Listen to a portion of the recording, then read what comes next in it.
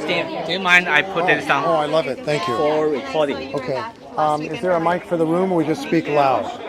We have microphone. Okay, great. Yeah. And there's still water up there, right? Yeah. Perfect. And you'll introduce us. Yeah, our staff. And we go for how long? So for your talk, about around 50 minutes. 50. 50 Okay. to 60. Okay. And followed by a 30 minutes Q&A. Okay, wow. And then finally the book signing. Okay, of course. Is there a clock somewhere that we can see? I can also just be glancing at my watch, but I can remind you. okay, just give me like a 5 minutes or Yeah. something. Okay, so we're starting a little late, I guess. In about 2 minutes. Okay, so we'll go until about 7. Mind I about put this 7. on? 这是吗？可以吗？可以，哦，很舒服。全城轰动了，你看都来了，哦，所有的文艺青年、中年都来了。文艺青年，好像。那我们差不多 ，Let's go，来。 Okay. Oh, it's time? So if you just look at my NPR All right. email, yeah. It's longer than I thought. It's an hour and a half. Wow. Isn't that great? Oh. Amy, I remembered. What did? Hold on. Emily, before you sit down, stand right here. I want a picture of this with you. There we You're go. too tall. Oh, okay. Here we go. Nice. Hopefully one of those worked. Moderator here? Yes, of course. You can use this to change the slides. Oh. That's the red point. Well, what are the slides? That's the red point. This one, the Ah. pictures. Okay, Okay. then back. Okay. Thanks. And Ken, our store manager, will introduce you, both of you. Okay. And then Thanks, Ken. Okay. you can turn it on. Got Hello. it. Thank you. Excellent. This chair is moving of its own accord. Are you okay? Yeah. Cool. Wait, I'm going to try this one more way. Just because. Oh, there it is. Wow. Nice. People on the stairs and everything. This is great. Oh, wow.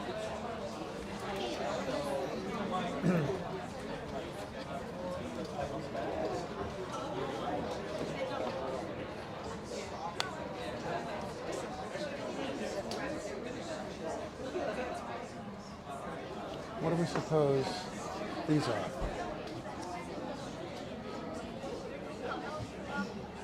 They're just little notes of Okay.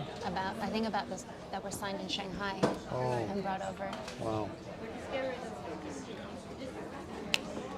Hi, good evening everyone, and welcome.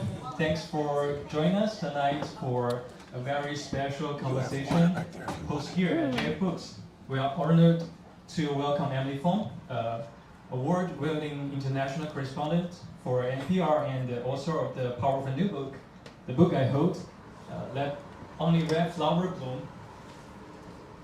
And moderating this conversation is Steve Inskeep, an esteemed host of NPR's Morning Edition and Up First, and a longtime voice of insight in American journalism. And this evening tonight, we will discuss the story behind the headlines of Uyghurs, families, human rights lawyers, educators, and others navigating lives under the increasingly controlled and repressed state. Emily's reporting offer a real intimate glimpse into their resistance and survival. and what it means to belong in today's China. And let's join us to welcome Emily and Steve.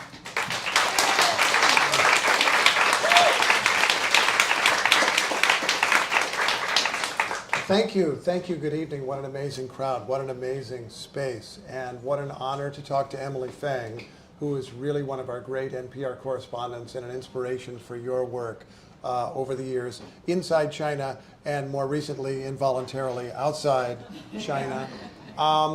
It's clear to me that a number of people know you very well, but perhaps there's some people in the room who do not know you very well. So let's begin with Emily Feng. What is your connection to China? When is the first time you went, and how did your interest develop?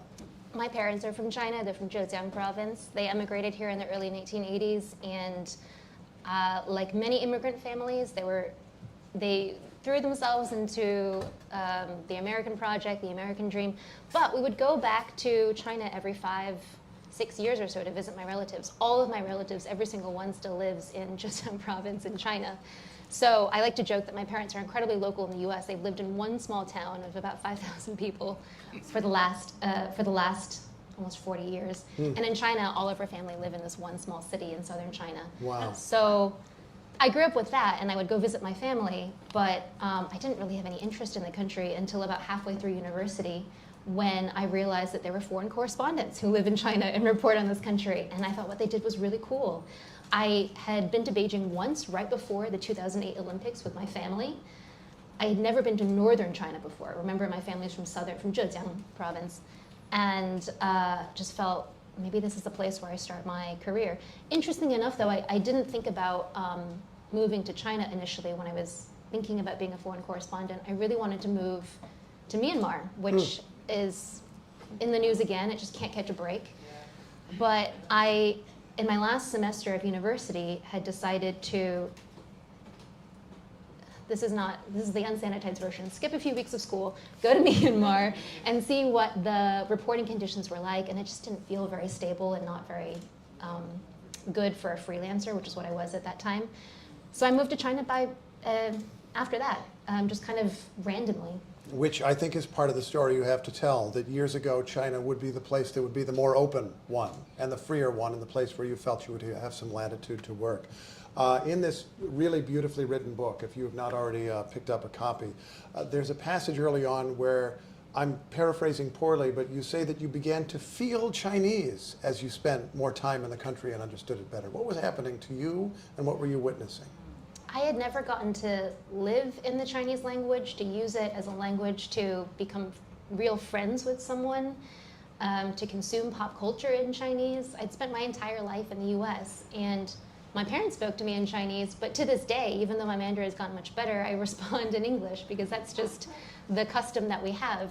And so to suddenly discover that there was this huge, diverse world that was so much bigger than even the China my parents had left and told me about, that had gotten filtered through their memories, and that was changing at a scale that was so incredible, and where there were many languages spoken, actually, and there were many different types of people thinking many, many different types of thoughts, was really enormously exciting for me. And I realized that there was something very substantive there to China, and felt like this was a project I could dive into for a long time. What's it like to be a reporter in an authoritarian country? Broad question, but I mean, I see a number of former China reporters, at least one, in this room here. So asking for a friend. Anyway, and go on. You've reported in China very recently, last week, Yeah, actually. true, So I want to ask about that. But there's still so much latitude in China.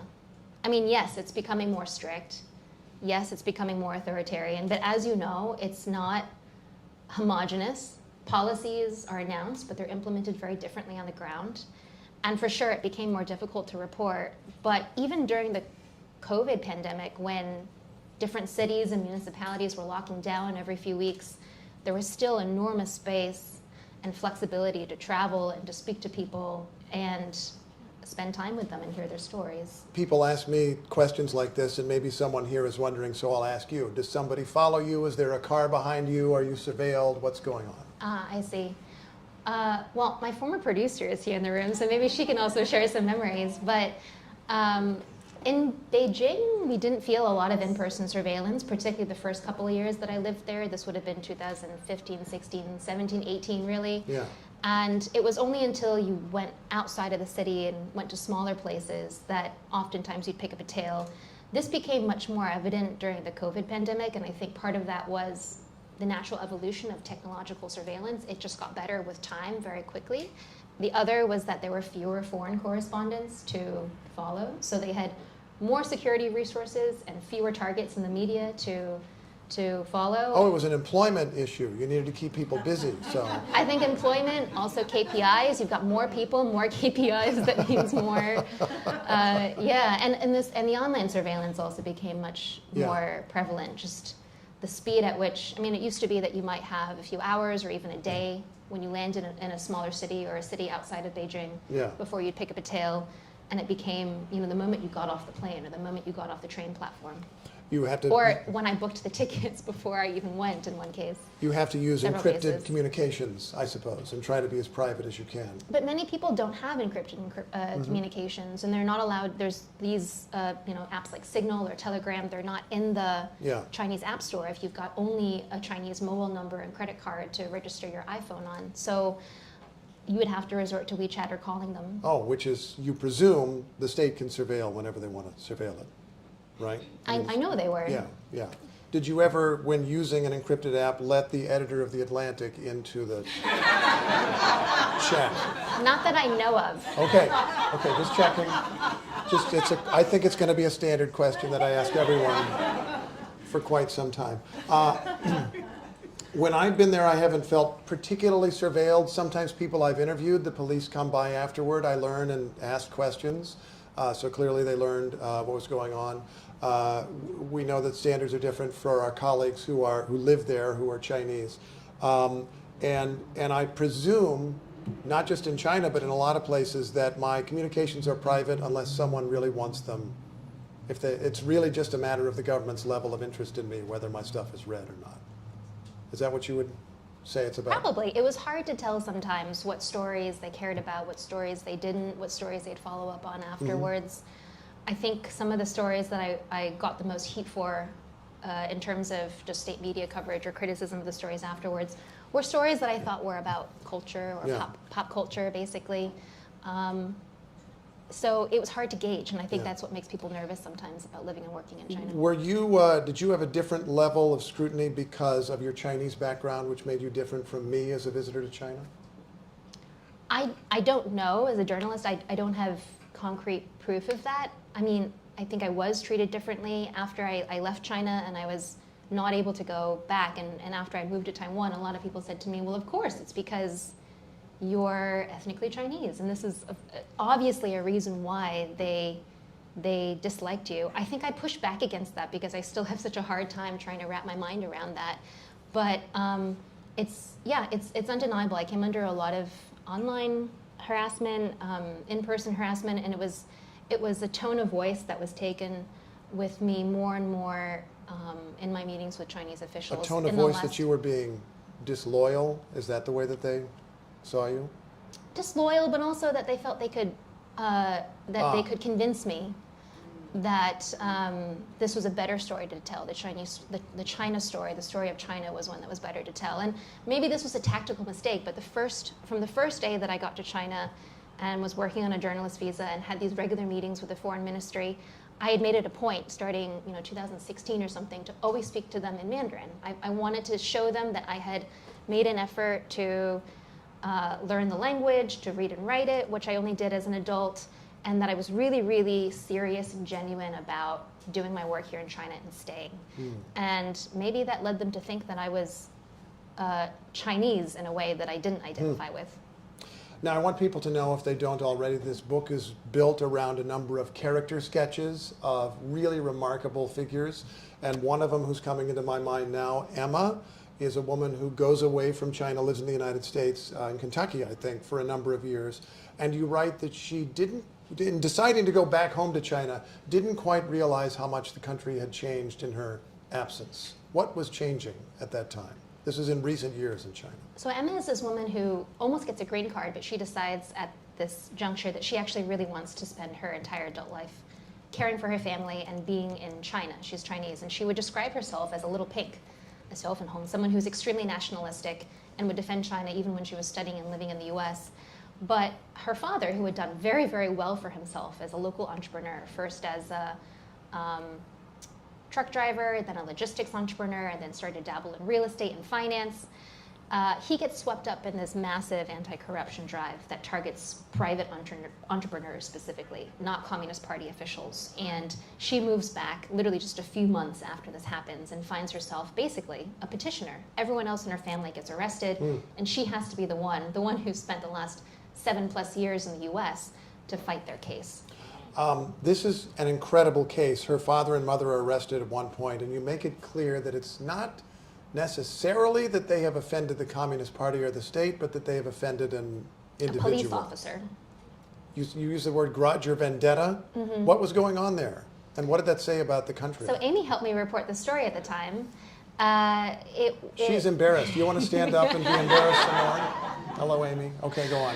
This police officer had tried to invest, basically, with Emma's father, and it had not gone well. It had ended in a lawsuit, and this police officer had never gotten his principal, or he'd gotten his principal back, but he was hoping to get more out of this lawsuit. And so when the anti-corruption drive happened, Emma thinks that this police officer, who had this long-standing grudge against her father, then reported him for being essentially a kind of gang member, Hei Shou Hui, and had this umbrella of influence. Wait. An authority would falsely say someone is a gang member? I'm just trying to get my brain around the idea of that happening, but please continue. Sorry, go on. Steve, you're getting spicy. Sorry, I'm here. Because Emma's father had, dabbled in real estate. He dabbled in finance. He lent money out on essentially the shadow lending market as a private lender to many, many people who needed capital quickly. Some of those loans had gone bad. Sometimes Emma's father had to go and collect or find that principal in certain ways. Yeah. And so his influence, his business network, and this was in Inner Mongolia, so this is a fast-growing, but also, fast developing, but relatively unregulated, I would say, region in China, meant that it was very easy to paint the picture that he was essentially a loan shark and a gang member. How did that story fit into the broader picture of what was going on in China? Wasn't the government waging anti-corruption campaigns? This sounds pretty corrupt. So they first waged an anti-corruption campaign against party members, and then it turned to these private entrepreneurs, and then finally to law enforcement themselves. But the reason why I was really interested in Emma's story is that people like her father operated in this gray space, for sure. They're not heroes. But they thought they were responding to what the government wanted at the time, which was they wanted to build quickly, they wanted liquid capital, state banks couldn't fill that gap entirely, even after the 2008 recession. And so he stepped in to fund that, and he was awarded for that. Baotou, the city where they're from, started building all these big high-rises. He was lending to government officials sometimes. He was developing the city in his mind and filling in sometimes where the state was not fast enough.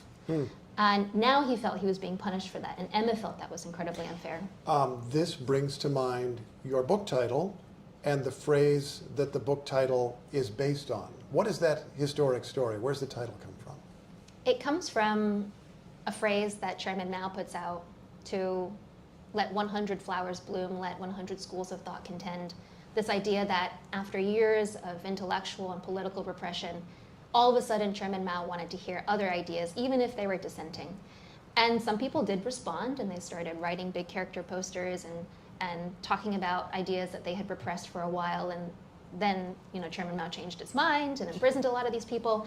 But this particular phrase, "let only red flowers bloom," was a paraphrase of an actual interview that I did with someone who ends up becoming one of the main characters in the titular chapter about in this context, religious freedom and intellectual expression, specifically in the publishing world. And I remember I had done this, I was interviewing this guy in the back of a car, and when I heard that phrase, he said something to the effect of, the state only wants red flowers now, they will only let red flowers bloom. I had not been thinking about writing this book at the time, but that phrase just stuck with me. And when I sat down and I started writing this book, that sentence came to mind again. And I put that down as the working title of the book, intending one day to change it if I came up with a better one, but I never did. Did she make the right choice? What do you think? Yeah. It's a beautiful title. And that story says a lot to me. Because as you're talking, I'm thinking about what's happened in China in the last decade and maybe imagining, I don't know, an accordion, like the space for people opens up a little bit and then the government closes it down again and they tell people you're welcome and then you're less welcome. Is that what's happening? Are we in a closing period now? What's going on? I think so, but that also means that the accordion, so to speak, is going to open again at some point, I think. That's a really...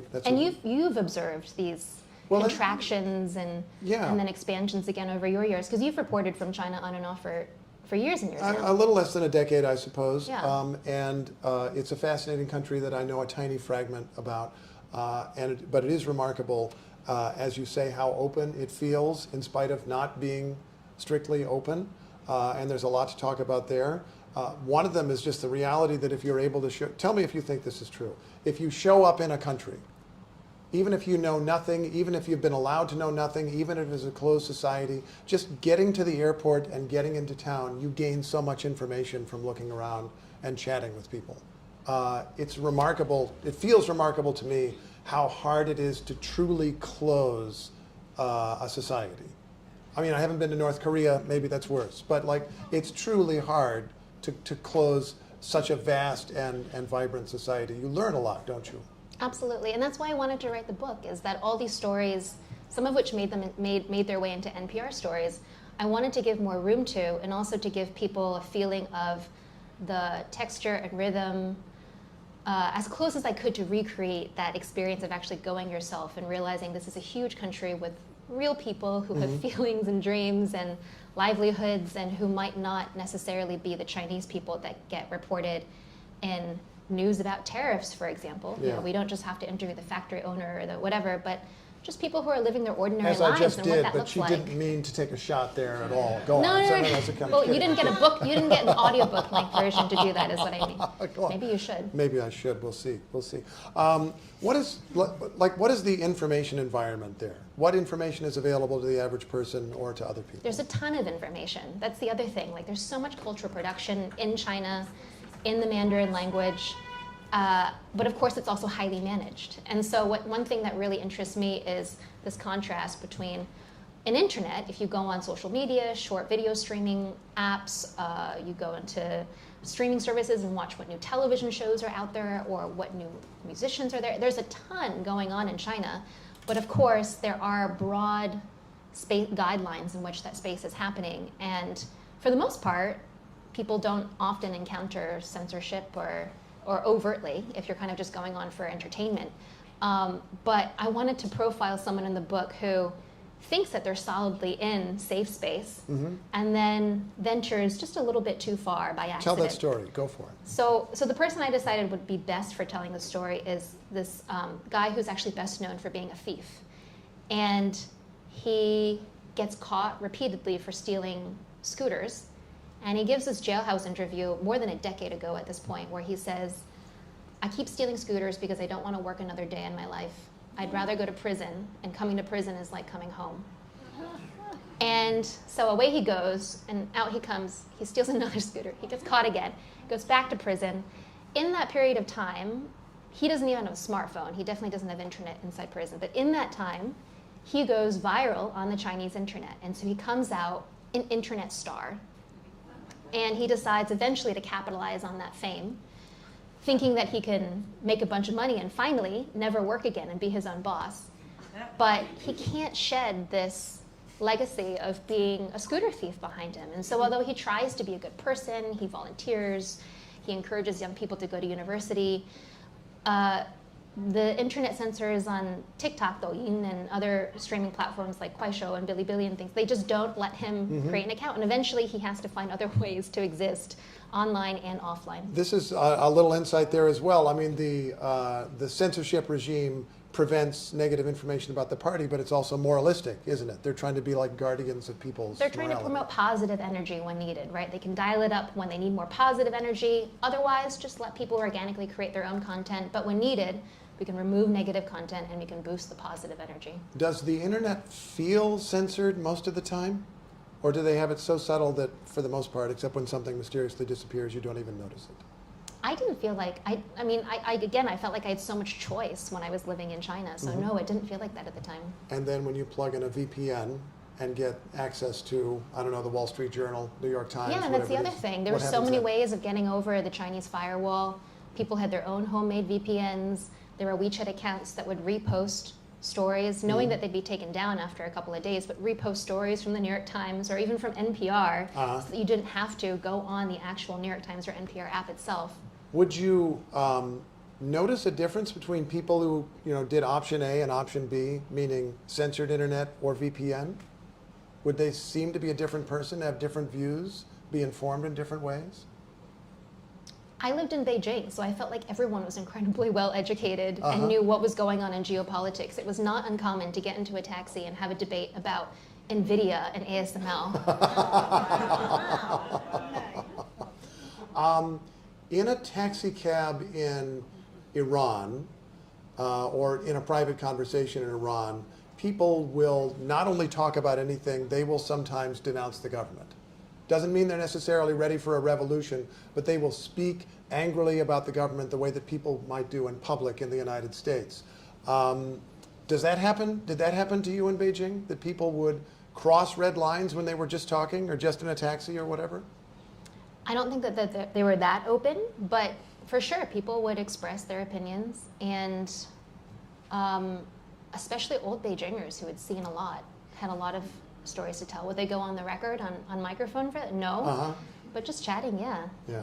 I want to ask about, I'm going to just pull this out so I get the name right, Yang Bin, who is the first character in the book, who is a lawyer who does cross a lot of lines for a profession, ultimately. Who is she and what was her background? She starts out as a state prosecutor, so she's working in the system at the provincial level to prosecute crime. And what I found exciting about her is she's helping construct this new legal system that's taking place as China is opening up to the rest of the world. So she's doing really important work and learning from Western sources on how to build that rule of law system. She's extremely idealistic, and she becomes quite famous actually for asking for a more lenient sentence, which was unusual at the time for a migrant worker, a migrant mother who, out of desperation and poverty, kills her own daughter. And this shocked the nation at the time because as China was opening up, there was also a resurgence in crime. And the zeitgeist was to prosecute that harshly. And she argued for the opposite. She had envisioned a very different type of legal system with very different, more humanistic aims for what it would ultimately achieve.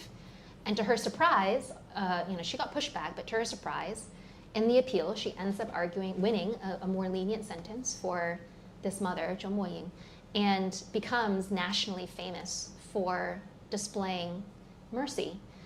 But she also gets effectively demoted. I mean, on paper, promoted, but sent to a job where she doesn't get to see much action. And so she decides at this point, she's seen enough of being inside the system. She's going to become outside the system and become a human rights lawyer, to join the other side, so to speak. And it's that transformation and that contrast that she's seen in her career that fascinated me. So she became famous at this moment where the accordion was opening a little bit, but immediately got some blowback from inside the system, which I think everybody understands. You're standing up, you're getting too much attention, we don't like you anymore. But it was a moment of openness. And then she manages to become a human rights lawyer, a risky career change, just as the accordion seems to be closing a little bit. What was happening in 2015? So this coincides with my timeline a little bit. I only know this looking back. I moved to China July 2015, and this was the week after something called the 705 crackdown. So on July 5th, hundreds of human rights lawyers were arrested around the country, and Yang Bin was not directly affected, but in the years afterwards, the space to do this kind of constitutional reform, civil litigation shrunk dramatically. And a lot of the lawyers who were originally arrested were eventually disbarred. Some of them went on to serve prison sentences. And Yang Bin eventually loses her license. And she has the opportunity to apply for a new one, but she can't find any law firm who will help her sponsor that. So, but she still persists, and she displays remarkable tenacity. And what kinds of cases does she pursue? She helps people. One case that she was working on when I was interviewing her was a land seizure case in Yunnan province. Another was a poet in Tibet who had gotten arrested, and she was trying to at least get him family visitation rights. She was also not on the legal team, but involved with another case that we were following at the time for how to best describe him, an entrepreneur. Mm-hmm. So this was part of the crackdown on private entrepreneurs who had been supportive of her career as a human rights lawyer. I want to ask at some length, I suppose, what you think it takes to do that kind of work. When I was growing up as a kid, I would read stories about like being behind the Iron Curtain and so forth, and they just terrified me. Like, how do you do that when the government seems to be everywhere, when the government is making insistent demands and can kill you? How do you go ahead? How do you defy the government? How do you become the one protester or the one lawyer who says, you know, this is the law and I insist on, or these are my rights, even if the law is not on my side, these are my rights and I insist on them. I've always been amazed by that, amazed by people who manage to do that, and am conscious that most people can't and won't. So what does it take? She had seen the other side, so to speak. So she felt like she had seen a lot of this control on the other side and felt that she was prepared emotionally for it. Mm-hmm. She also is a Christian, and I think that gave her a lot of conviction in what she was doing. But she also was tired at a certain point. At one point, she was taking fewer cases. She was mostly living in her home near the ocean in southern China and was trying to take a break. And that's when someone named Su Zhiyong came to her asking for help. And so she takes him in. He at this point was a fugitive, and she shelters him. Yeah, for quite some time before he was For several weeks, arrested. yeah. Almost 3 weeks. I mean, I have so many questions. I suppose one of them is hard to answer directly, but we can speculate, or you can speculate. Why didn't the government just arrest her and jail her the way that it did so many other people that bothered the government? I think she knows how to work inside the system. For the last couple of years, she hasn't had a law license, so she's actually not the official legal representative in a lot of these cases. She's an outside advisor, and so it's very, very hard to punish her. You can't take away her license. It's already been taken away. Mm-hmm. She's not under the direct supervision of the Ministry of Justice anymore because she doesn't have a license. She's just there giving advice. So again, as I said, there's an astonishing amount of latitude if you're willing to go through a lot to still continue to work and report in China. And I think that she exemplifies this so beautifully. But it would be easy to presume they can just arrest her, they can just jail her forever, they can disappear her somewhere, they can kill her. Is it not quite true? Is there something that makes the state not want to do that? Does it damage their legitimacy if they do that? There's still a lot of procedures, and I think this is where lawfare is used so effectively. You can throw a ton of bureaucracy at people and drown them in that and kill cases that way without having to kill a person, which is messy and gets a lot of attention. And I think that the Chinese state is incredibly good at heading off incidents because they can use lawfare, they can use these myriad systems of rules to stymie outright opposition before it even happens. As you're talking, I'm thinking, oddly enough, of a Martin Scorsese movie that I think nobody saw, about missionaries, Portuguese Christian missionaries who go to Japan. And I watched the entire thing, but you I know just split it up into two sessions. It was too long. It's a very long movie. It's a very long movie. If anybody remembers the title. Silence. What's that? Silence. Silence. Thank you. But the essence of the... Filmed in Taiwan, by the way. Oh, really? Wow. The essence of the film is that these missionaries have showed up in Japan. They are definitely not welcome. It's the 1500s, I believe. And they are captured by the imperial government. And the government could put them to death. But they don't want to.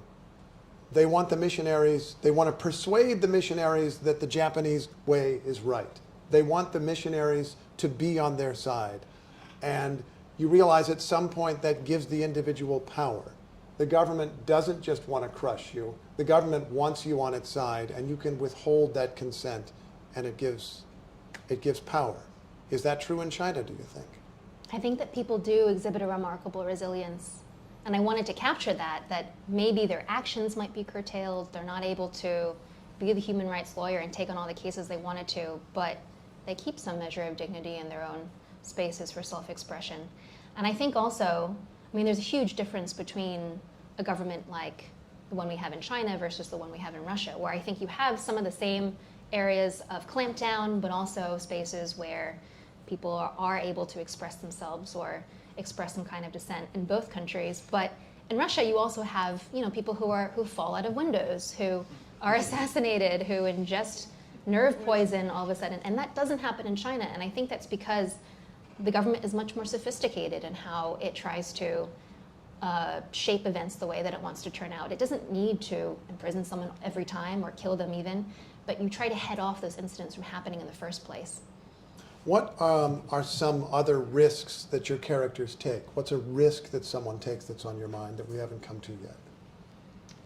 I mean, I profile a young Taiwanese student who foolishly, perhaps, decides to make a video denouncing Xi Jinping without realizing the risks, and then throws That's the himself... ultimate red line, should we assume?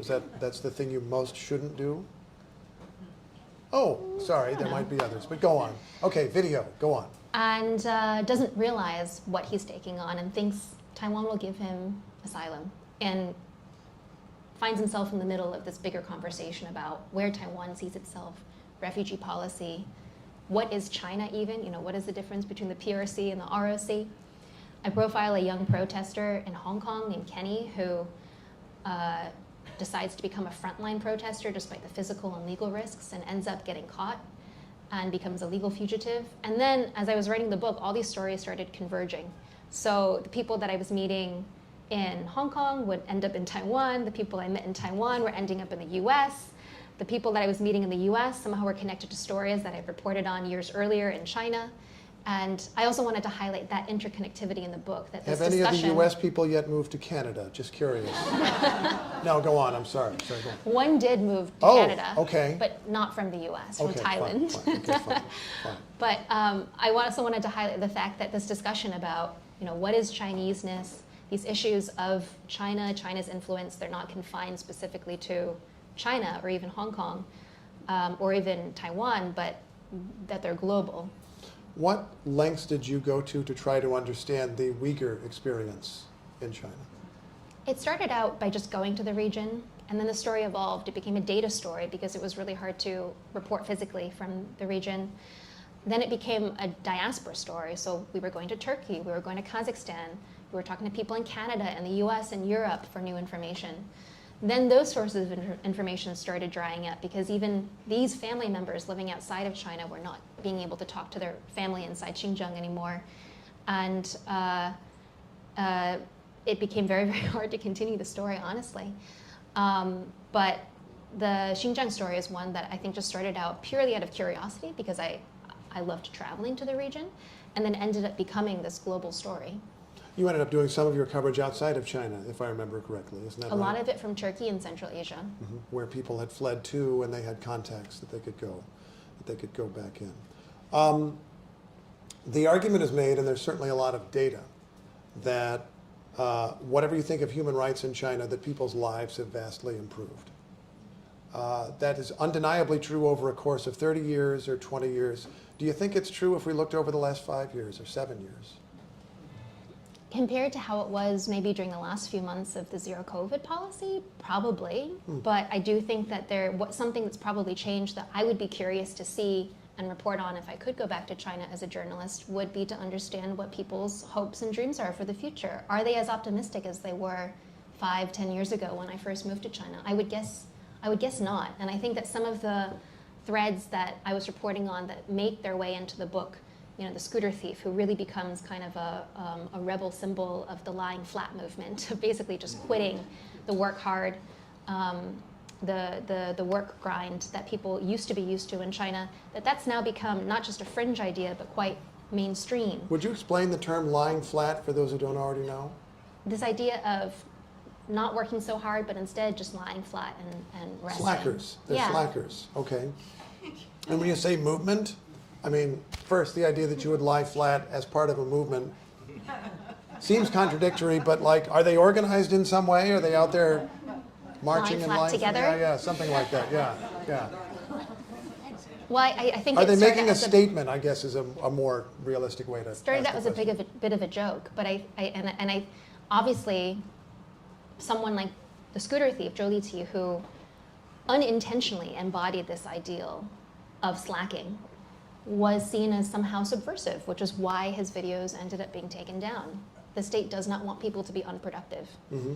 And another way in which I saw that happening was, I did a story, one of the last chapters that I wrote for this book was about gender and how people understand the female gender in China increasingly in terms of reproduction, again, and how that has tied into, and this is getting a little bit more academic than the way that I present it in the book, but that this is starting to get into these discussions about productivity again, but in kind of a state, neonatalist way of like, we must be productive in birthing children, new workers, basically, new citizens.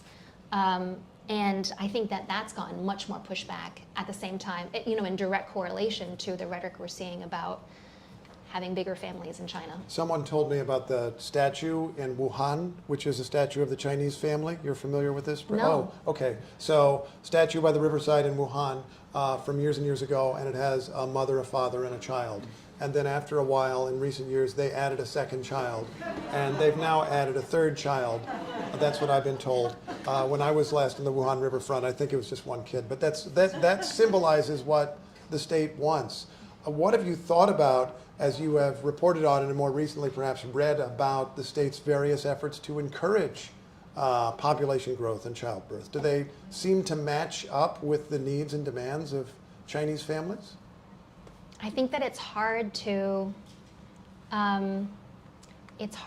dictate how people want to plan their families, and that there's always pushback against that. And I can see the economic argument for it, but I think that China needs to think of different, and the U.S. as well, different models for economic growth that don't, for economic policies that maybe are not so reliant on constant growth and constant consumption. I want to ask how much you think technology has changed China and how much of the future we are able to see there. Obviously, we live in a highly technological society, but I feel like it hits me in the face in a different way when I go to a Chinese airport and see my own face on a screen, or I pay for things without ever taking out a card, like never paying in cash, that sort of thing. How much is that actually changing daily life in society and shaping the way that people live? I think that it makes things more seamless. It made, when I was living in China, I felt like ordering a taxi, getting groceries, buying something online and having it delivered was so much easier, faster, and more seamless than it was in the US. And that's partially because I think the mobile online ecosystem is so much better developed and there's a higher engagement with that.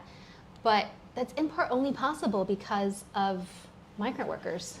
It's only possible when you have people you have college graduates who are running the back end and working 996 hours, 9 a.m. to 9 p.m. 6 days a week, or people who can deliver those goods to you at 3 a.m. rather than waiting 2 days to deliver it to you, but that's still kind of that 24/7 pace. And I wonder if that's changed now, that maybe people are more willing to wait. There's not as much cheap labor anymore. And if we'll see that change. I wonder how much automation is going to replace that human labor. I also think about, I never miss marveling at this thing that you see in China. It's a really unusual thing. It's hard to imagine in the United States. They have these trains, and you get on the train, and it actually leaves on time and arrives at the destination. It's really a remarkable thing. I find it's easier to get around China than it is to get around the United States, generally speaking. That's what, despite all the controls and the censorship, China is a wonderful place to report because it's big, there's a lot of places to go, and it's really easy and cheap to get there because of the infrastructure. And it's also relatively physically safe, even for female reporters. And so I think that is a flip side to some of the more negative things that we talk about. It can be really, really hard to actually get a person to talk to you, but the stories are there, and logistically, it's incredibly easy to get around. In spite of what you just said, I'm about to talk about the downside of being a reporter, and then invite your questions. By the way, we have time for questions, and there's so many brilliant people here, I know that I'm sure there's going to be better questions than what I've come up with. You noted that it's in many ways easy to be a reporter. You note in the book that there was a period toward the end where you were having to answer questions all the time. What was that like, and what went through your mind? Where would somebody ask you questions? What would the questions be? And how scared, if at all, were you scared? Are you referring to a specific incident? Oh, I'm talking about the last months, actually years. Didn't you describe being called in for questioning more than once in the early parts of the book? There were certain stories that I wrote that people didn't like. There were small infractions, like not moving fast enough at a protest, or not a protest, at a court hearing with police. And I think maybe what you're talking about is more of the online. Well, you're talking about campaign. going back and forth from Hong Kong. Never mind. Go on. Tell the Oh, story. yes, Yeah. and at the airport. Well, I forgot about that because after 2020, I just didn't travel internationally anymore due to the pandemic. But during the 2019 Hong Kong protests, I started discovering that it started at first when I was trying to come back into mainland China, that I would get caught up for about an hour, sometimes 3 hours at immigration. And they would ask the same routine questions, what I did for work, what I covered. And the questions every time would get, the sessions would get longer and longer. And then it started happening when I was leaving mainland China too. So I almost missed so many flights to Hong Kong and also on vacations in 2019. But this was also when I started realizing there might be a time when I will have to report on China outside of China. And it's when I started seriously thinking about writing the book as a way to kind of keep up my connection to these stories and to this country. And luckily, unluckily, then the COVID pandemic started and I just didn't leave China for the next almost 3 years. Until you did leave and they didn't let you back. I'm curious if in that latter part, if you were a little like that human rights lawyer. You were aware that something could happen and you were just prepared for it and went on and did your job. Yeah, and I often think about, what could I have done differently? Could I have been more diplomatic? Partially maybe for my own sanity, I don't think so. What do you mean by that? Well, how do you change what you report on and how you report if that is the story and that's what you're naturally interested in? And I don't have any evidence to say that if I hadn't done something, that I would still be in China today. And to be honest, I then moved to Taiwan and I lived there for the last 2 years before moving to DC about 2 months ago. That was difficult. It was sometimes incredibly slow. It was also really restorative, and it gave me the space to write this book, and it shaped the content and the flow of this book. So I don't know what I would have changed. I don't think anything. So advice for writers, go off on an island for a couple of years and think. That's the advice you're giving us. Is that right? While reporting full-time, Steve. While reporting full-time for National Public Radio. Emily Feng, ladies and gentlemen. Thank you so much, Steve. Let only red flowers bloom. You will instruct me if there's anything special about the questions. Do we have a microphone to pass around? We do. Oh. Where did you pass around your mic? Pass around my microphone. There we go. Go for it. Thank you so much. You've heard all you need to from me anyway. Okay, go. Who wants to raise a hand? I see a hand. Oh, here's a hand in front. For convenience, we'll start here and then go way to the back. All right. So I want to ask a question about slippery snail noodles. So much of this conversation, wonderful, has been about high politics. And to the extent that many of us argue to the Chinese government when we can, and broadly, that they should let in more foreign journalists, one of the things we say is you have more foreign journalists, they can tell a wider range of stories, lifestyle stories, not just the high politics that can get people in trouble. Sometimes people write lifestyle stories, for example, about slippery snail noodles, and then there's a deep reaction to that. I wonder if you can maybe explain why I'm asking this question, your experience with that particular story. This was one of the less serious but still very befuddling incidents in which I got a barrage of hate mail, and a bunch of state media picked up this criticism of a story I did about a snack that had gone viral during the pandemic called snail noodles, Fen, because I had, to be fair, I love snail noodles. I think they taste delicious. They have a very strong smell.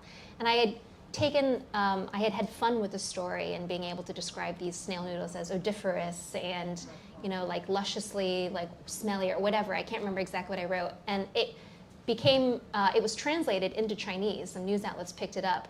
And I think some of them didn't understand that I was writing this lovingly, that I loved the smell and how strong this was. And in fact, the smell was something that made it go viral, just like the pandemic had made it gone viral. This is something that you can order dried and make it easily at home if you're in quarantine, for example. So what was interesting about this incident, though, is that I think you saw state media articles criticizing the snail noodle story, but then also other outlets pointing out that I was writing quite positively about the noodles, and that, you know, and then you had this like really weird debate in Chinese about like, does she like noodles? So anyways, it ended on kind of a humorous note, but I think encapsulated well this like enormous sensitivity there was during the COVID pandemic in particular, I think, as China was looking more inwards about, they still cared at the time, I think, what foreign media thought about China, even something as small as snail noodles. Did anybody follow up to ask, and did anybody follow up just to ask what you really thought? You know, follow-up question, did that happen? No, I don't think so. Why would anybody get more information when you can just argue about things on social media? Okay, so I guess there was someone way in the back that had a question, if the microphone can easily get back there. Hi, thank you so much. So when you guys were talking about technology, the first thing I thought was that brief period when TikTok was banned, but also not banned, where you see a lot of American teens move to Red Note. So I wanted to hear more from you. What's your profile of China's Gen Z? I barely know I don't know America's Gen Z. I don't know China's Gen Z. I would report on TikTok, and I don't know if you saw that deal's gonna be delayed by another 75 days today. I wrote about TikTok in the book in the context of what Chinese and Chinese diaspora thought about the use of WeChat and TikTok, and how it was both a free speech but also identity issue. And that some of the strongest opponents of using TikTok in the US were Chinese Americans, and some of the strongest defenders of being able to access TikTok were also Chinese Americans. And I wanted to get into that in the book, less so how Gen Z people actually use the app. I'm sorry, but I'm a total Luddite and a solid millennial. What else we got? Is there another question back there where the microphone is? There are, great. Where I thought the microphone was. Thank you so much. I'm asking as a monthly sustaining member of WAMU. To applaud her programming and reporting, telling the nuanced story of China as a complex country, the good and the bad, the beautiful and the ugly. However, the reality is that in the United States, especially in this town today, the story here about China is not, it's a conglomerate, right? It is one-dimensional.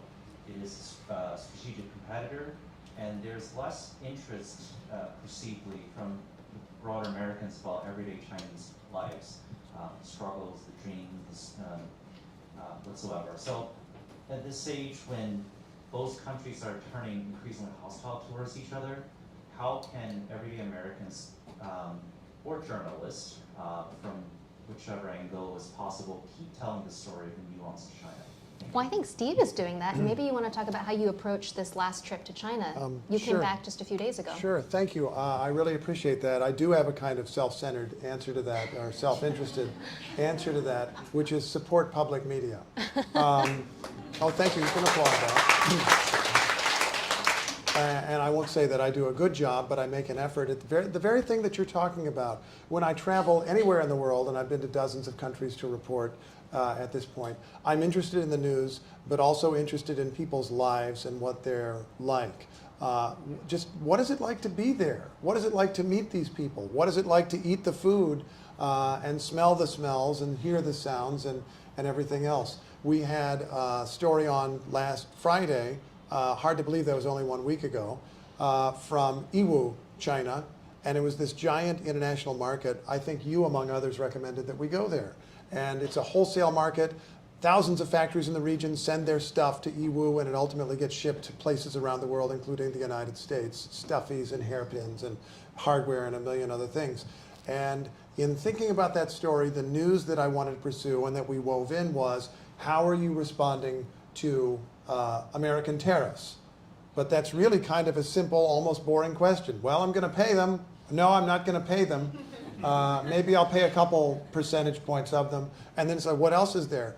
But what was truly interesting to me was being in this city and going for a run in the park in the morning, and then going into this market that is the size of multiple mega malls, and meeting these people who man these kind of storefront showrooms and finding out their lives. And these people were hustlers, and I don't mean that in a negative way. Like, everybody we met had a story of, I got started in life, I was living somewhere else, I tried something else, and then I got into this business, I was interested in this business, and now I'm selling hardware because my relatives have a factory and they make hardware, and we're selling it in the United States. And you know, I don't want to talk exactly about money, but I'm clearly making millions of dollars. And you know, and that's a story.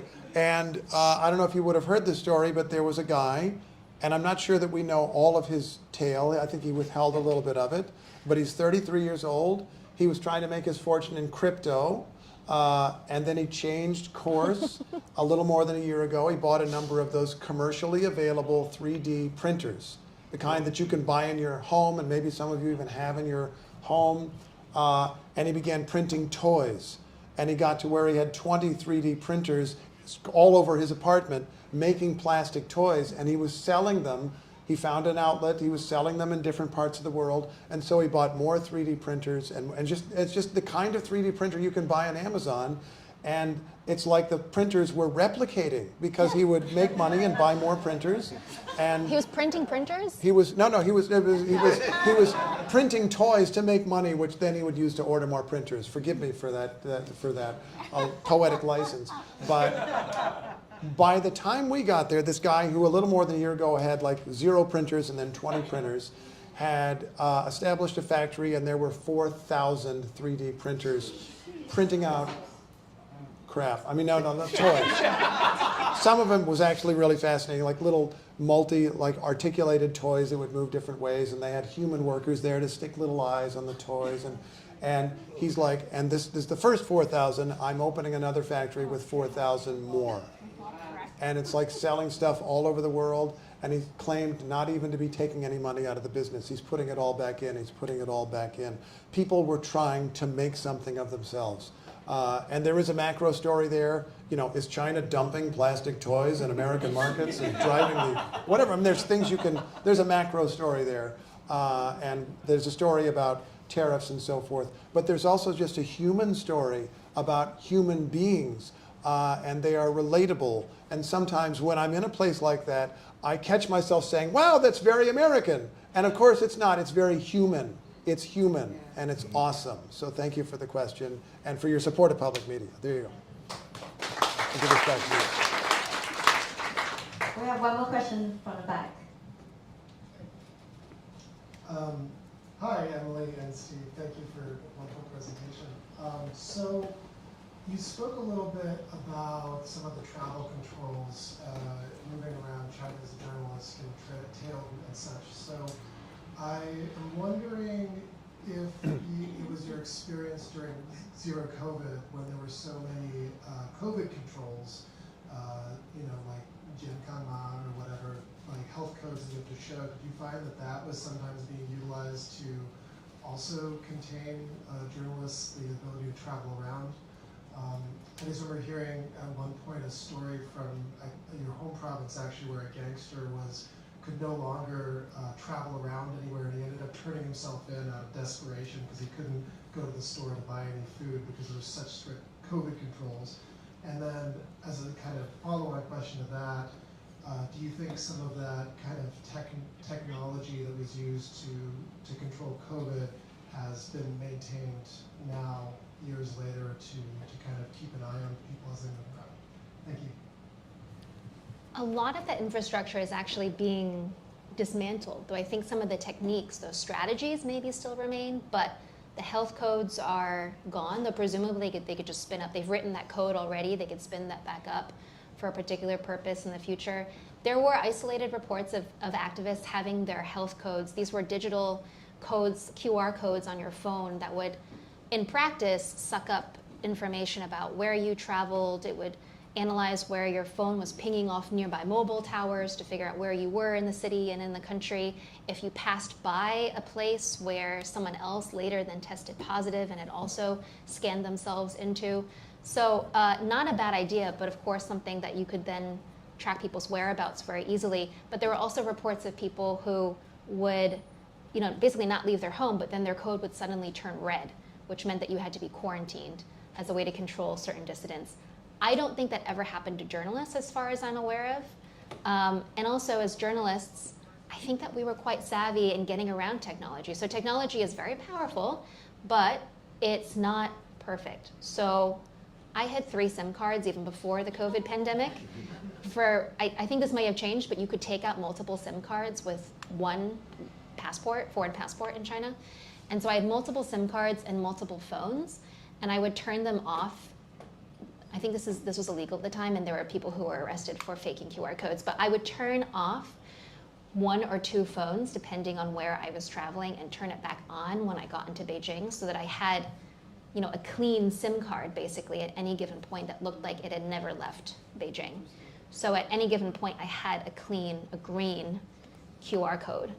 And again, there's so much latitude in China. There is a central policy. They're sometimes able to find out exactly which taxi I'm in rural Sichuan province within 7 hours. But also, they have QR codes that can be easily spoofed because I have multiple phones and SIM cards. And so I think that that's the tension and the diversity and the gradient that I'm always fascinated with by China. And I was fascinated by it, and I still am, even though I live here. Emily Feng, thank you. Thank you, Steve. Amazing question. Oh, thank you. And by the book, she's signing, right? Where's she signing? Over here? Where does that happen? Okay. One question. I thought. We're actually till 7:30. Oh, so. I heard it was the last question. No. Oh, I missed. 25 more minutes. Oh my God! Incredible. Somebody said last question. Okay. So we go on. That was a fake. Sorry about that. Go on. Do you have to go to certain point? No, I'm fine. I'm here until 7:30. Apparently we all are. Hi, Emily. Thank you so much for your presentation. I also wanted to thank you because until actually a week ago today, I worked at the U.S. Institute of Peace, which I know you're very familiar with, so thank you for your reporting about that. But I did just want to ask you, given that you've returned recently to the U.S., we're obviously in a very interesting, strange time, to say the least, in the U.S., and I'm curious, given your reporting experience, how, a lot of journalists have made comparisons between aspects of what is happening in the U.S. and things that have happened elsewhere. And I'm just curious kind of if you could speak to that. I know it's sort of an open-ended question, but just curious kind of in general for your response coming back to the U.S. fairly recently to our brave new world.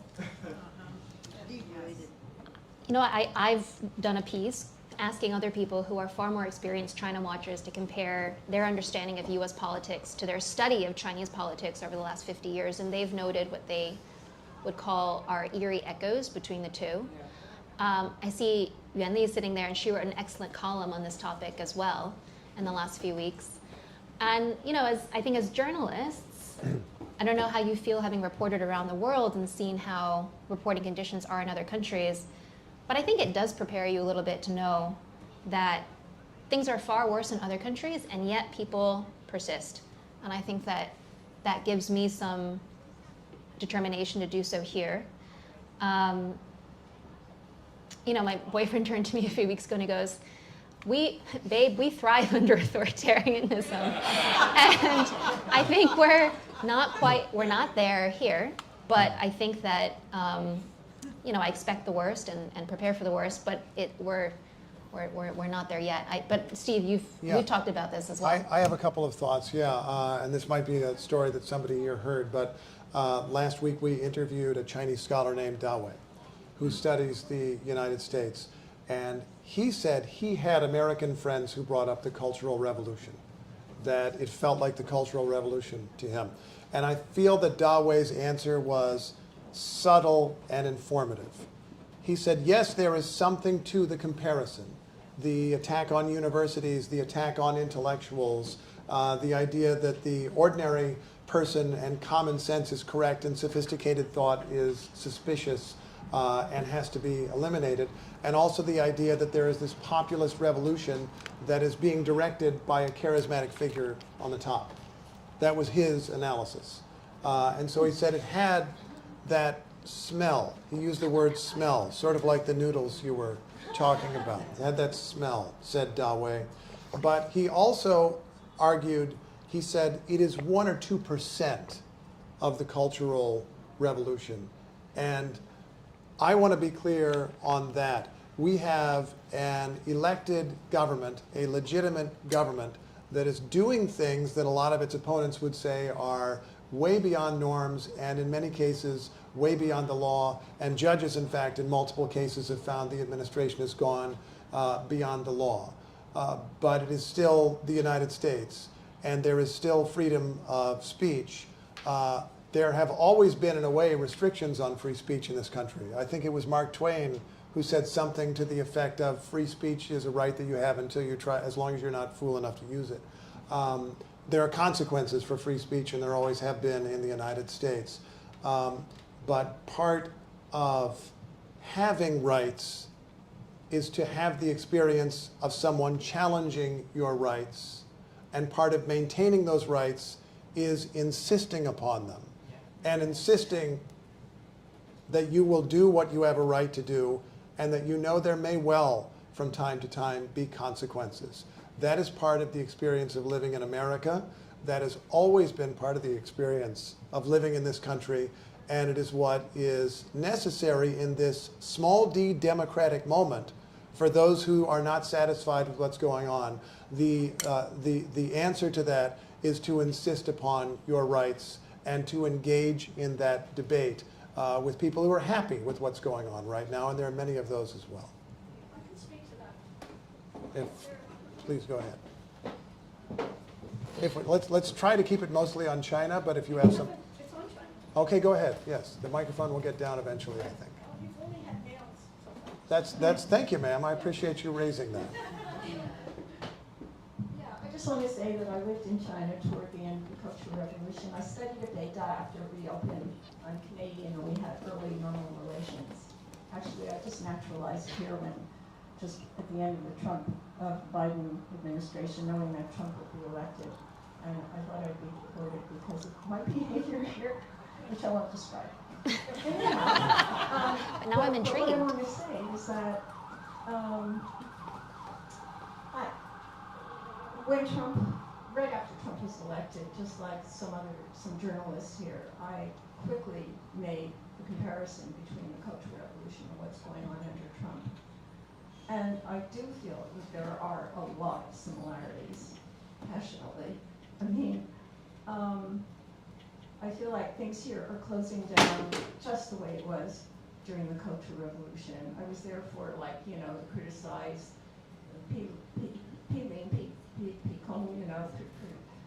and I was there, you know, through the Gang of Fours era. I was studying under the Gang of Four and Chairman Mao. And I really feel like we are living through a very similar situation now in the U.S. So I thought I would just throw that in. Thank you for sharing.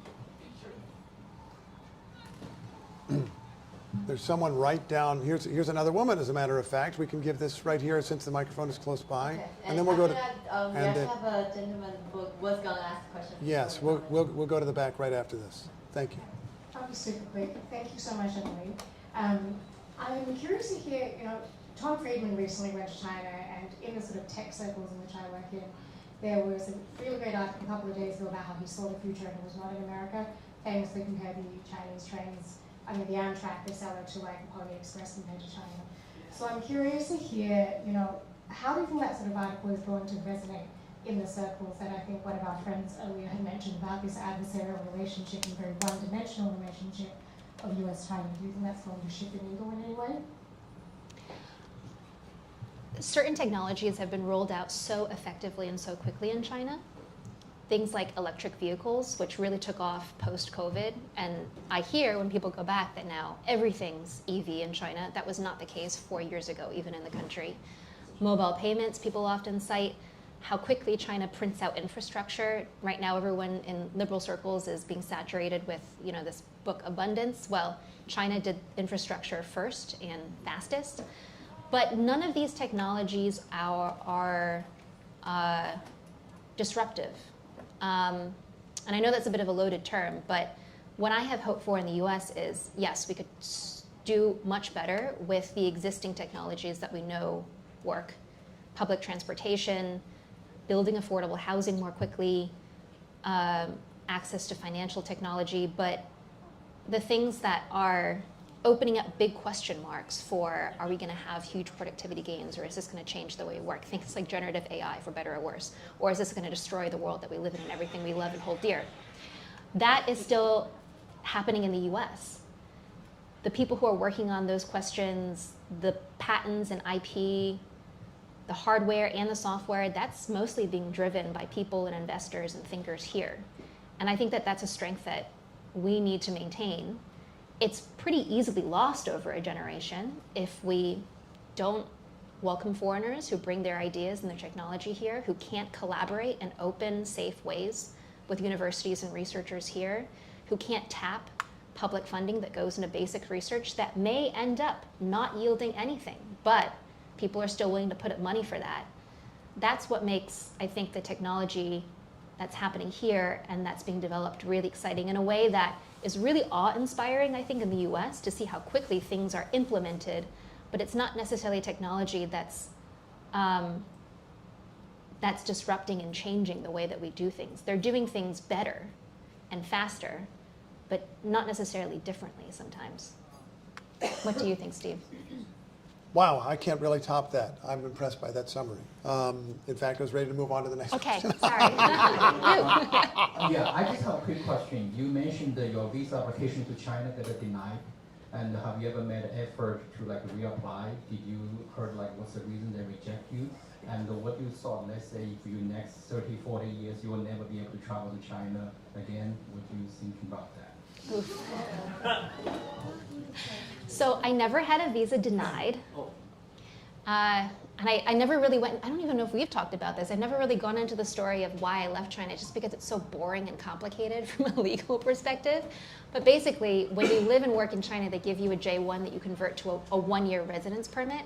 And then because of US-China tensions, mine got shrunk down to 6 months and then 3 months. And then during the COVID pandemic, they closed borders. So even if you had a normal residence permit, you couldn't leave and then re-enter the country with a residence permit. Then they changed the rules, and they were like, okay, if you have a residence permit, you can leave and re-enter, but you've got to do a 2 to 4 week quarantine. And also this is if you can find plane tickets, which weren't widely available at the time. Then this applies to anyone except for journalists. And then they changed the rules again and said, okay, anyone with a residence permit, including journalists, except for American journalists. And so it just, I still couldn't leave and come back. And also I only had a 3-month window, and so I was worried even if I could leave and come back, I wouldn't be able to find plane tickets in time before my residence permit expired.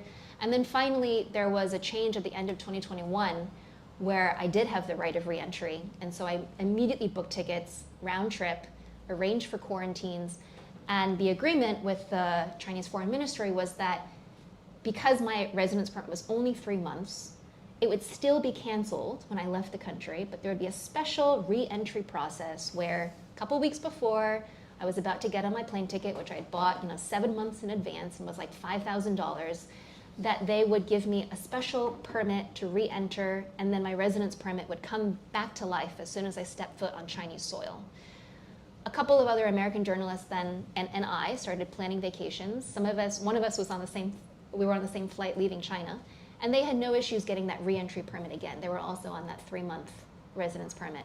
And when I went to go apply for that, things were going smoothly until about a week before my scheduled flight, when I just got ghosted by the Chinese embassy in DC.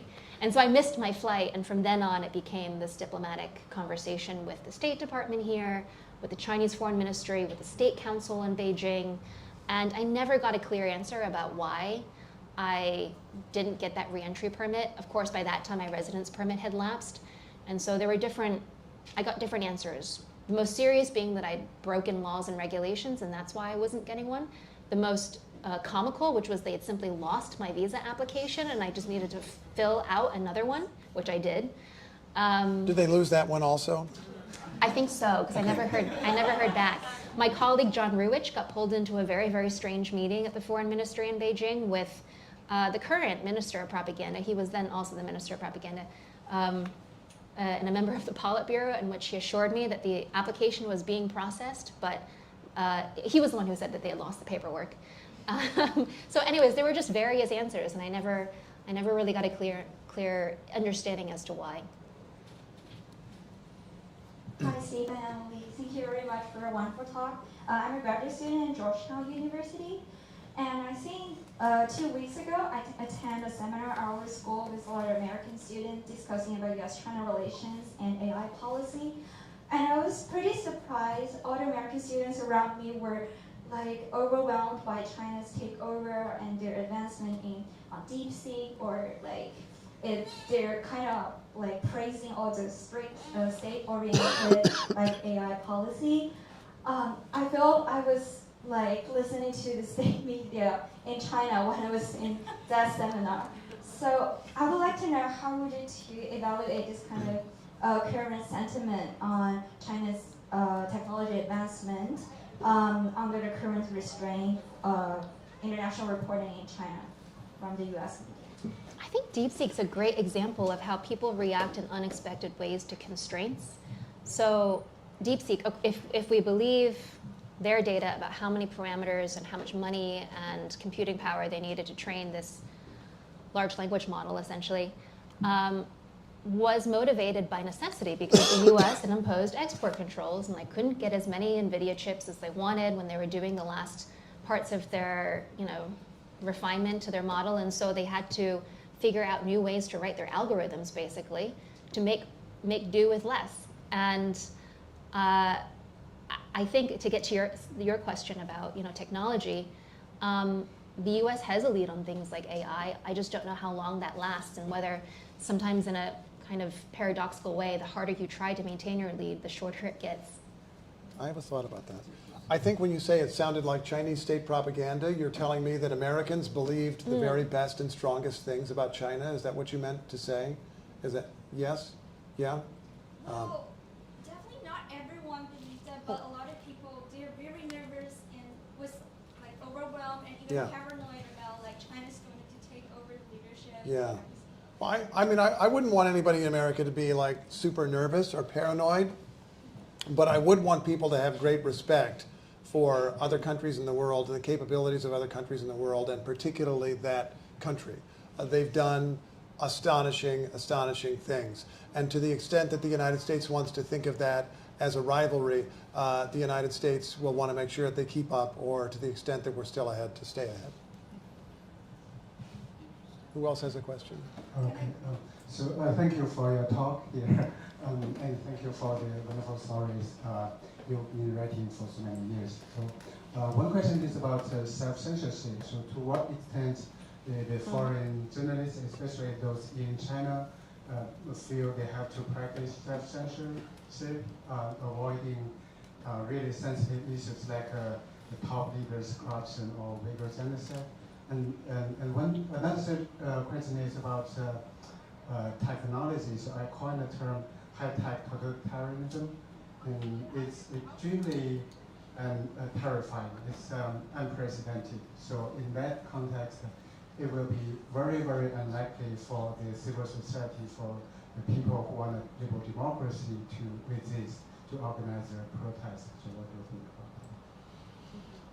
that? The foreign correspondence community, or I shouldn't say community, the presence of foreign correspondents is incredibly diverse in China. I think maybe you're thinking of Western correspondents, but by far the biggest cohort of foreign correspondents in China remains the Japanese, the Koreans, and then probably the Russians and North Koreans. So, I don't know about self-censorship in those circles. I know that on press freedom issues, often the Japanese were extremely helpful because they covered China to such a minute degree. Many of them are lifelong China watchers. They learn to speak Chinese and read Chinese extremely well. Among the Western media, I didn't encounter examples of self-censorship. I think that you have correspondents who always have different interests, so maybe they come in wanting to do more lifestyle, more culture reporting. And I think the undeniable thing is there are just fewer foreign correspondents in general. And so you're tasked with a big story and basically no resources to cover it. And so you cover the bare minimum, which is the headlines. And the headlines often match up really, really well with the kinds of topics that China and the Foreign Ministry and the State Council also want you to cover. They're economic stories, they're about the trade war. You go to big political meetings like the 2 sessions, and every 5 years the Party Congress, and there isn't as much space to do the kind of in-depth human stories that require travel or investigation that I think really teach you more about the country. So I encountered often people having to make really tough choices about where to spend their time. Was that self-censorship? Not at all. Their motivation was not to cover up stories, but it was just they didn't have enough time to actually look at the stories that maybe you and I would think matter more beyond the everyday headlines. And they also didn't have time to do good enough of a job where they felt confident about presenting, an investigation or an enterprise story. That takes weeks, if not months sometimes, and it's becoming increasingly hard to pull yourself out of the news cycle to do that. Yeah, that's a brilliant answer. I just want to mention, I think we actually are getting close to the end that I thought we were at a number of minutes ago, but there must be time for one more brilliant question. So does somebody have one more amazing question? Oh, she does, but the mic's going back here. So we'll do 2, lightning round. Go for it. Yeah, thank you so much for this. I just had a quick question about how, we hear a lot in Western media about how we're on the verge of war between Taiwan and China. Could you kind of go into how people in China and also people in Taiwan kind of view each other? Because I don't think that's talked about a lot. Cool.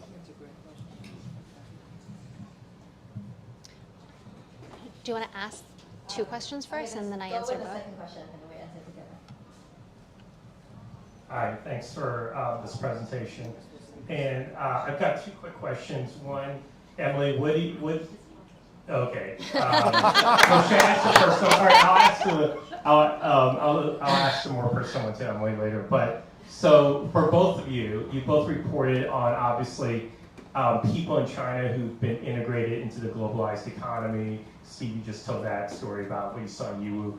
And so I'm wondering, obviously a lot of the political discourse right now in the US is there's an anti-globalization, anti-free trade discourse now that's become fairly mainstream, I think, across the political spectrum in the US, and the tariffs this week really pound that home. I'm wondering, when you were reporting in China, did you see things that made you question the value of globalization or the high age of globalization that we were in and that we've exited now, and that made you think that the sort of neoliberal consensus on globalization that we lived through in the 90s and the 2000s, that there was something off about that, and that not necessarily that it's tied to the narrative that's happening now in the US, but that you saw from the China perspective that there was something, maybe a critique of globalization that foreshadowed perhaps the era that we're in now.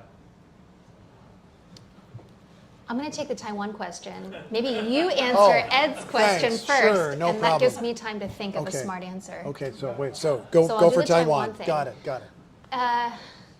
It's so complicated. It's not one or the other, and I think that's what I only got after living in Taiwan.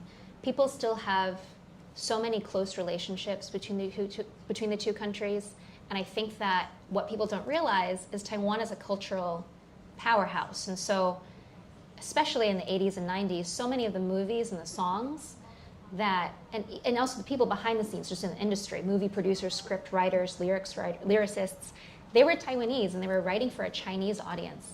Taiwan realized this was a huge source of soft power, and they leveraged that when they were a military dictatorship as well. But that means that there is a huge awareness, I think, of Taiwan in apolitical terms in China, and vice versa, because so many Taiwanese used to study in China, and still tens of thousands live and work there. That being said, I was struck when I moved to Taiwan finally in early 2023 that there were basically no Chinese people anymore in Taiwan. And people would ask me all the time, to the day that I left, are you from Beijing? When they would hear my accent, which no one ever asked me in Beijing. I do not sound like a Beijinger whatsoever. But that's just where I had become a real person in Mandarin. And so they hadn't heard a Chinese accent in so long that I automatically read as foreign. And there used to be a ton of students who had come from China and tourists, and that still hasn't bounced back after the pandemic. So there's basically no contact at all between the two places. This is also why I think that Taiwan is actually not the best fit for reporting on China from outside of China, though it's a wonderful place to live. So there is an increasingly divide between the two places, but I meet people here who are from China, from Taiwan. They're great friends outside of their respective countries. Yeah, it's really complicated. And there are still a lot of mixed marriages and mixed families too. So children who are born to families where one parent is from China, one is from Taiwan. And there are enough of them that there is a conversation all the time, whether it's from immigration policy or cultural or political in these times, about what that means. So there isn't a set answer, other than I think that people don't have an automatic opinion about, what a Chinese person or a Taiwanese person is like. And Taiwan society is also highly polarized. So I think that you're going to get a really different answer depending on who you ask in Taiwan. Some people loved the fact that I had lived and worked in China, and that made it really easy to interview them. And other people, if they heard an accent that they thought was from Beijing, were extremely hostile until I had to explain why I sounded the way I did. So there's a whole range of thought there. Maybe you get to Ed's. Okay, I will go. Ed, you know so much about globalization and have covered so much of it. I feel that anything I would say is something you already know. You're familiar with the way that China embraced the world in exactly the way that the government wanted to embrace, and embraced the parts of globalization that it felt like taking on, and pushed back on the parts that it did not like. Now we have the United States effectively doing that. And one of the things that I have thought about a lot in recent years is that globalization is an economic system, but it is also a political problem and a political challenge. You need to be able to sell it in any given country, and you need to be able to sell it to a large majority of people, and that has always been hard.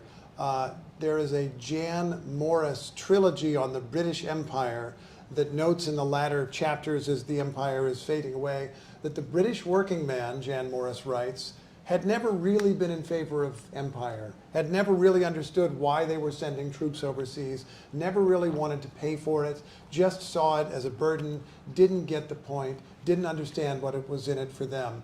And the United States has not had that kind of empire, but it definitely is an empire with 1 million allies around the world and troops in different countries and so forth.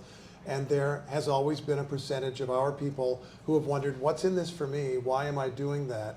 And particularly in recent years, this narrative of why are the jobs in my community going somewhere else and not being replaced?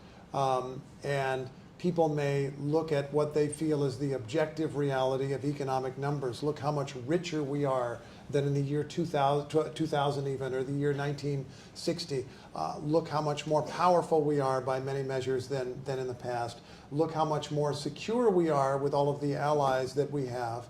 But those who favored that view of the world seem to have failed to make the case. And when I talk with my family in Indiana, they don't get it and don't get what it was in it for them. And it's not that they're necessarily opposed to it, but they want some adjustments. They want some changes. And excuse me, one of the striking things for me that I try to keep in my head right now is that many people in Washington think we have rung down the curtain on globalization, rung down the curtain on the American-led world order, and ended our relationships with allies and lots of other things. But there are some of our fellow Americans who do not even perceive that and are not even sure it's gone that far, and what they want is an adjustment, and they think they're in the middle of an adjustment. I am holding my judgment open as to which of those points of view is true, but I am acutely aware that if the United States is to remain engaged with the world in any way, the United States needs to have 51% or more than 51% of the country who buy that. And the people who are on the losing end of that would still have to, on some level, accept it. Because right now, a lot of people just don't. And that's part of what's going on here. It's not just one man, it's a lot of people's frustrations being channeled through one man. Okay, let's get another round of applause for our moderator. Whoa, thank you. But aren't you going to add something? She's going to add something.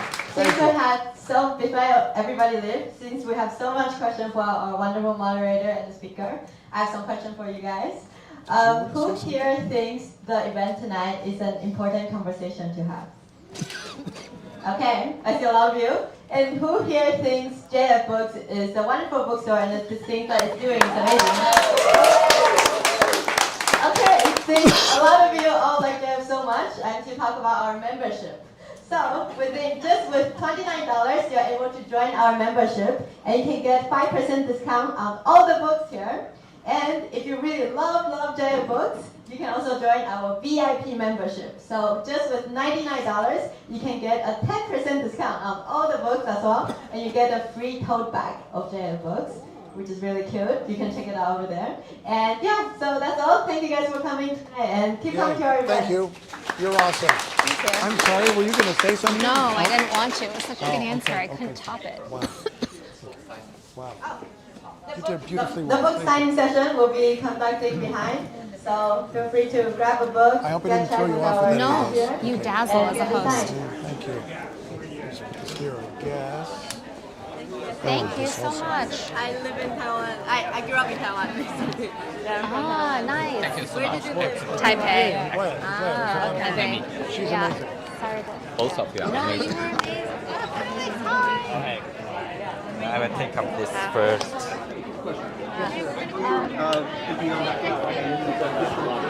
April 收设备。谢芳。谢芳，你不用弄凳子，你一会儿带那个艾米丽到那边去签字，到收银台去。Okay. So let's go to the cashier desk to sign. Very complicated question. I had very easy questions.